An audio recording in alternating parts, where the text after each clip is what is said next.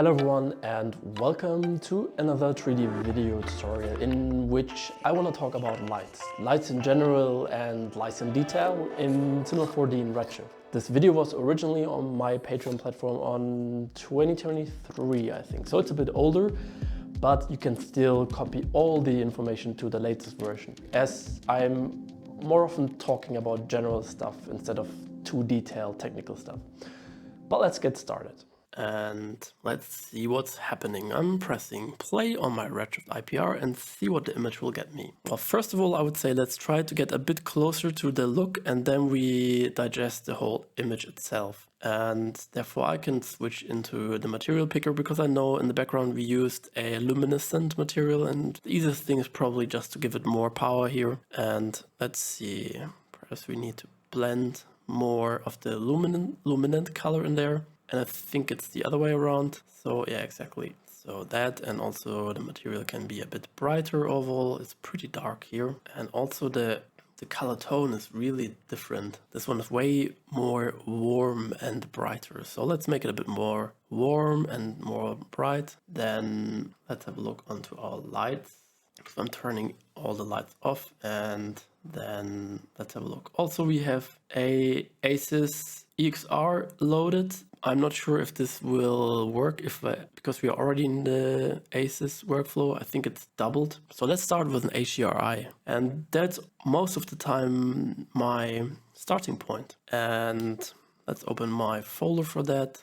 And I want to hop into a folder from Maxim, and he was so nice to give me his new material pack for free, because I'm always saying, yeah, guys, use the Canada Montreal Pier Bathroom HDR because it's so nice, and I think it's an interesting time now to play around and test some of his new HDRs. So having this pack in here, and let's just load one. First of all, what I can say, I'm not the biggest fan of these types of HDR because, well, let's see, directly put it in there, and then let's have a look. My exposure is down on -2, which is very bright, dark in this frame, because anyway, I want to play around with the soft bodies a lot. But let's first of all see what we'll get there. The intensity is on 1, perhaps we can crank that up a little bit. So let's see what's happening on 5. That's way too strong, so something in between, perhaps 2.5. And you could already see that the image is very cool from the top. That's because the sky is blue and like a very blue light comes from above. In this frame itself, the light situation is actually quite interesting. What I want to achieve with a HDRI is to get a very diffuse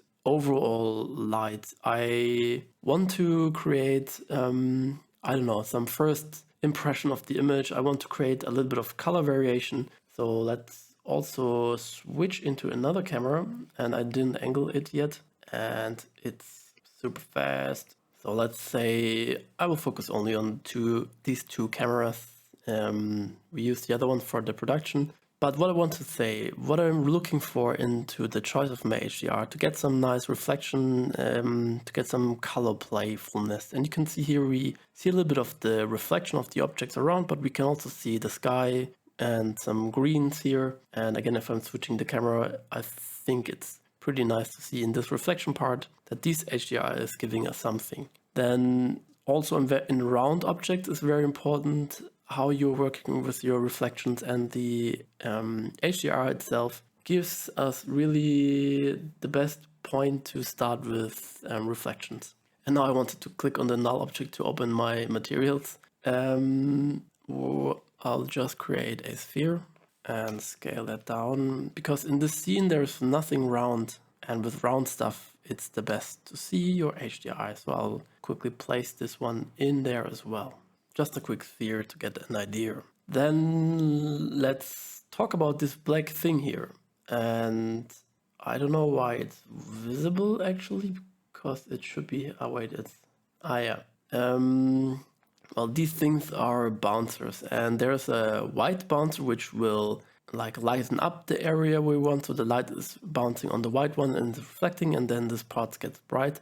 But if you put a black one in there, this area gets dark. Or we can block some light rays to create some interesting shadows. But obviously in our scene here, we don't need this, and I will deactivate both of the bouncers here now. Yeah, so they're out of frame. Then let's continue back onto my HDRI. In general, what do we get if we look at this image? I think it's very important always to try to create depth in the image. That means some parts of the image needs to be black and some parts needs to be bright. And in addition to that, I want to guide the viewer, because usually your eye is always tend to the part where the image is the brightest and where the colors are the most vivid. So we want to tell our story by emphasizing that. And also, which is very nice, your eyes are really, well, you enjoy looking into areas where it's an interesting composition. And composition wise, we can, for example, follow the golden spiral.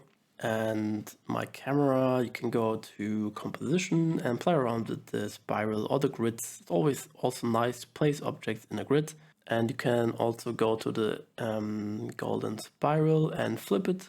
And yeah, I would say somewhere around here is an interesting area. And we want to move, for now, only this wood blocks and rotate it a little bit. So I quickly rearrange a little bit of the scene to get a nice area where we want to center our light later on. So let's hide the scene again and back to the dome light. So the top is very blue, everything is very blue, and the image now is quite flat. It's not that flat, there are definitely HDRs which make the image more flat. You can, for example, look at this wood piece. The right part is quite bright and the left part is still quite dark. So we are painting depth, which is good. But we could, for example, also rotate. And I'm so used to the other stuff already. It's not spinning and also it's swapped around. But let's rotate it. And now you can see this contrast here got a little bit less, but we got more lights from the left. And let's spin it, spin it, spin it. And overall, the tone of the light is quite the same everywhere. But here comes a bit of a brighter part. And that's probably where the sun is in these HDRI, or where the brightest part is. And now we are really creating a very flat image. That's something I'm never trying to achieve. It would be interesting to do something super flat, but I don't know, it's really boring for me. There's no depth in the image, no contrast, like nothing interesting. So let's go back on 0 with the rotation, and the overall tone is not too bad like this. I would say in general, if we want to use this guy, the saturation is too high. The blue tones are too intense. I mean, look at these parts, they're really blue. If I tone it down to 0%, I will quickly put that into my picture viewer. Then I will put 50% in the picture viewer. And at the end, I will put 100% saturation into the picture viewer. So let's see the first frame. The first frame is actually very red for my taste. So this can have several reasons, because at that time I did have another monitor which was kind of old, and I think the new one is a bit better, and perhaps the color gamma on this one is better to see and nicer. Then also could be a thing because of this Spiani Aces color profiling. I think the image overall wasn't that red. Let's see if I still have the image open, and obviously there's color correction on it, but it doesn't feel so reddish. So anyway, we have to work a little bit against it, or we could rework on the textures. Then let's have a look on 50% of the HDR with the very blue sky. The image gets darker, not darker, the image gets more blue and cooler, and 100% you can see is definitely way too much. It looks like, I don't know, weird. So for this particular HDR, a saturation of 50% would be actually quite good. But let's try out another one and see how that will change the look of it. And I like HDRs which are pretty gray overall, and indoor HDRs are interesting. So let's try this one. And we have some contrast here, very bright part and very dark parts. And let's see how this one works out. First of all, you can see now a very bright part is on the left front, and we get a very flat image again. But let's spin the HDR around and see what we can get. So now there's a little bit more of a darker part closer to the camera, and now the image gets more depth. The light comes more from the right side, and we could spin more, and I would say the effect is even a bit stronger. But also overall, this HDR is really bright overall, so the whole scene gets a lot of light. therefore our intensity of the downlight is definitely too strong. So for now, let's put it down to 1, but later on I will reduce it like way more because I want to work with my softboxes. And yeah, let's go 2 again. Let's try to find a good looking image if we would only work with an HDRI. So then let's see, let's try out another one.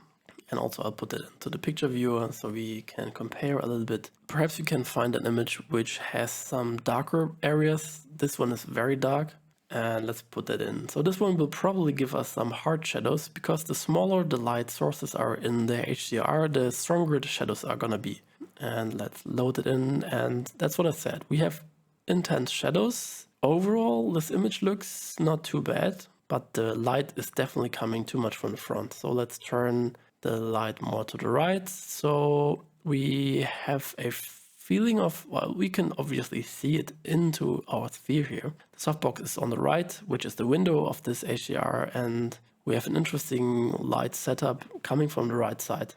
And now these details, what I like is, for example, you get a red reflection here, or there's a blue reflection. We have a bit of color variation, some darker parts, some greener parts. And I think these things make your image more realistic and more lifelike if color is spread over the rendering. Let's put this as well to the picture viewer and let's try out a last one, and perhaps another indoor scene, or perhaps, which one is this one? Is this one?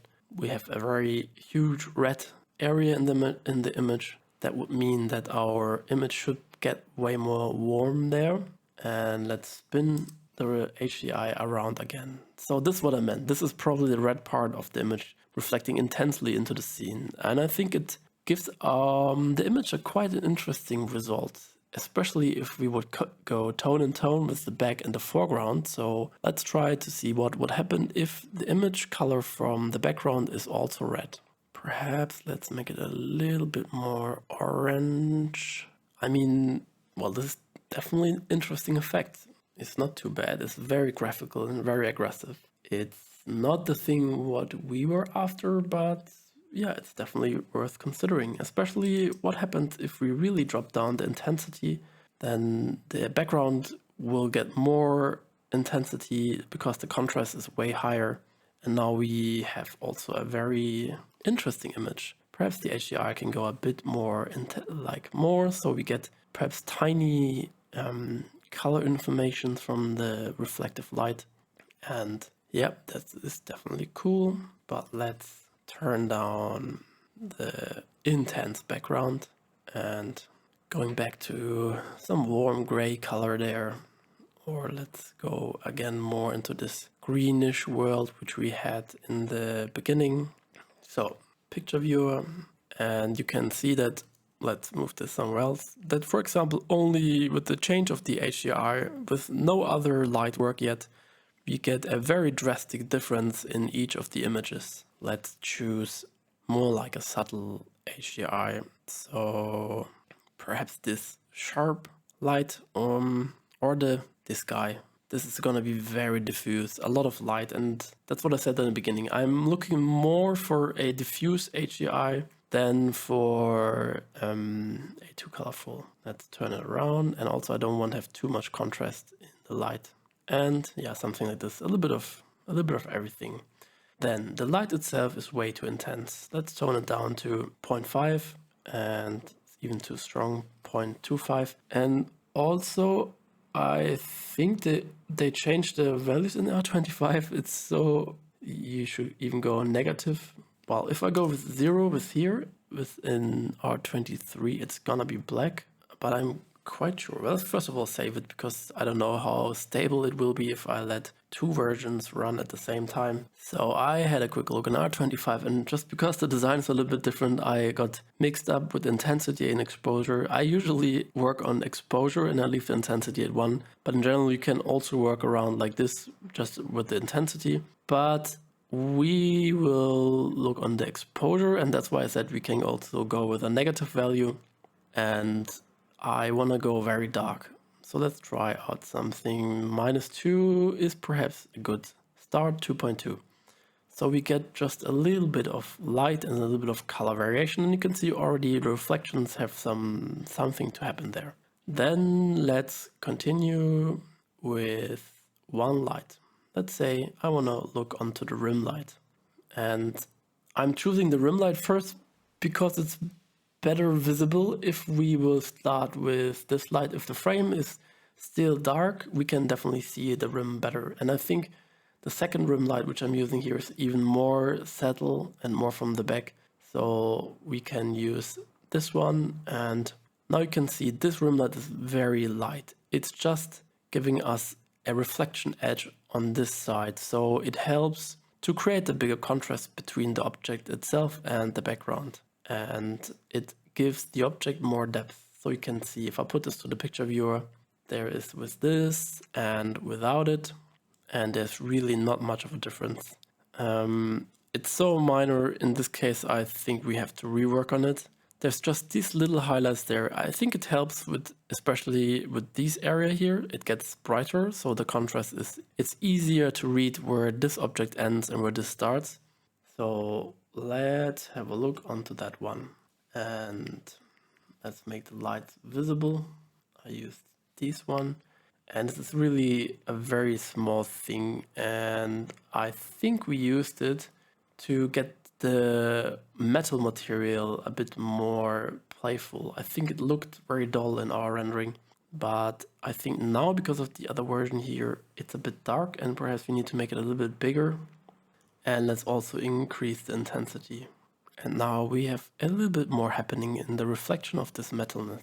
Then let's have a look onto the second rim light, and rim light is probably not the right word for this one. It's coming from the back, but usually rim lights are really even more from the back. This is even more like a side light. And now this light really starts to paint depth into the frame. We have a clear visual story. The light comes from the right, and it looks definitely already way more interesting. Overall, I think the contrast between white and black are a bit too much here. So we need a bit more overall light. And let's also see what we got there. And to balance out the light contrast between the right and the left, I have a very big softbox which comes from the back and a bit from the top. To only see what this does, let's load it and hide the other ones. And it's set to an intensity of 0.5. And you can see I'm really jumping between these two values. Sometimes I use this one, sometimes this. And I don't know if there's a significant difference to work with this workflow. But yeah, I don't know. Let's see what we got. First of all, it's too dark, and we want to have a bit more exposure. And now some interesting areas are happening. Like we get a bit more light here, and there's some more light. In this reflection, you can see that we have light from the back, and perhaps it's even stronger. So overall, this light doesn't give ourselves much light in the front area, which is pretty good because I want to keep the image at a certain depth. If it would be too bright here, it would look flat again. And to show you that, I will duplicate the top layer and hide it. And let's move this one around, and it's actually a target light. So it's targeting the object in the middle, and it's quicker and easier now to move this around. And now you can see we have a light from the front, and immediately the image looks very flat. We're losing the depth, and that's not what we want. We always want to create depth. No, I mean not always. Obviously, there are frames which should be flat on purpose, and then you have to do this. But I don't want a flat frame here. I want more depth. Then I think the light from the back can still be more intense, and perhaps 2.2 is a good value. Then we have to ask ourselves, perhaps in here there's a little bit too little light. And let's hide all the lights again and only focus on the dome light, because I would use the dome light especially for filling out the lights. And you can see these parts are very black. First of all, let's have a look onto our render settings. And because, let's see, Redshift is set on basic, we're just using the medium one. And well, I know technically how to adjust everything in here, but really I kind of got lazy, and the difference between the medium one, which is just ready to go, and the advanced one is not that big. but I want to have a look onto my GI, and you can just open this one and have a look into the GI illumination, and I will just give it like 2 more bounces. It will be probably very hard to see any difference, but just a tiny increase on the global illumination is a bit better. And just to be safe, we will also increase the combined depth. And let's see if we will get more HDRI in there. And also, if you create a dome light, your default value of the global illumination is 1. And I think this was a nicer look from Octane. It gives the images this blooming, vivid effect, and in my experience, 1 is way too little. I always use at least 1.5. Sometimes you have to be careful with colors. If they bloom too much, they will look weird. But I don't know, you can go up to 2 or 3 or even 4 and just 4. Also, it's pretty nice to increase the global illumination strength if you really have like a spotlight, and then the light itself will start to bloom. About that, I created another tutorial which focuses on gobos, and that's gonna be interesting. Now, for example, if we have a value of 4, it starts to look weird. It looks like, I don't know, there's no depth, too much color, too vivid. So in this case, perhaps we'll drop it down to 2, and let's also compare these two things. So I had 4 in this picture viewer, and now let's see how 2 looks, and let's also see how 1 looks. So 1, 2, 4, and there's a huge difference. And as I said, 4 is too much, 1 is too little, 2 is a pretty good value, I would say. And about that we will talk in the other tutorial a bit more. So let's leave it at 2, and also the light can be perhaps a tiny bit more intense. So let's try -2. So we got a bit more light information onto these areas here. Then let's turn on all the lights we have in the scene, and obviously this looks now very terrible because we have this light also ticked on. This was the one which I showed you what happens if you have flat light. And let's see, also now I think the light from the right is a tiny bit too intense. Let's drop the intensity to 15. This should be a little bit less white here now. Then again, now the image is a bit too dark, especially if you compare these two images. This looks very vivid, and even too much vivid for my taste now, or because of the screen. These parts from the front where I was talking about that we want to create depth looks a bit flat. But let's see. So we need to give ourselves a little bit more overall light, and I will do that with the HDRI, and perhaps also the light from the back can be a bit stronger, and perhaps also the light from the back can go a bit more up, so it hits more of the objects, and perhaps even still too much contrast. And now I want to talk about another thing, how you can define your look of the image. So you can see we had gobos in the frame, and because we have another light setup now, the gobos are not correct, and I'm not sure if they do anything now. But in our previous rendering, these parts were too bright. So therefore we create a dark material and a dark, like just a plane, and that will help us to darken this area of the frame. But in this case, this part is pretty dark already, so we don't need to go here. Let's place it, for example, onto this side here, and that's weird. What did we create here? That is a dark material, and it's not perhaps of the tag. Yeah, there is some. This one was only for reflection. Let's put the bounce card away. So it was set to primary rays are not visible, and now it's fully visible again in the scene, and now you can see that this makes a huge difference in the look for the image. But let's say we want the bright part here, that looked good, but we want to have a little bit more shadow on the back part.